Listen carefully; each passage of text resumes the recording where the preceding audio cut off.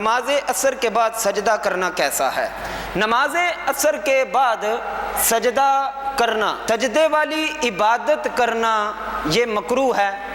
نہیں کرنی چاہیے، بچنا چاہیے۔ لیکن اگر سجدہ تلاوت آ جائے اس کے لیے بھی حکم ہے اس کو مؤخر کیا جائے۔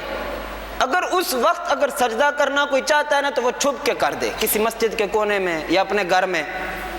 سامنے نہ کریں، تاکہ لوگوں میں یہ بات ہے کہ دیکھو جی اس ٹائم تے سجدہ کرنا من آیا، ساڑھے لوگ تے علم جو بڑے دور ہے سجدہ کرنا پہ نعوذ باللہ حرام کم کرنا پہ، حرام نہیں ہے، حرام نہیں ہے، لیکن فقہاء نے لکھا ہے بہتر ہے وہ چھپ کے سجدہ کرے تاکہ کوئی کسی قسم کی افراتفری نہ پڑے، کسی کے ذہن میں کوئی بات نہ جائے۔ اس طرح اگر کوئی قضا نمازیں پڑھتا ہے، زوال غروب آفتاب سے پہلے پہلے کوئی قضا نماز پڑھنا چاہتا ہے، ابھی نماز پڑھ لوں، تو وہ بھی چھپ کے ادا کرے، عصر کی پڑھ کے نا چھپ کے ادا کرے۔ کہ سجدہ کرنا مطلقاً حرام نہیں ہے، لیکن بہتر یہ ہے کہ اس کو مؤخر کیا جائے، مغرب کی نماز کے بعد کر لیا جائے۔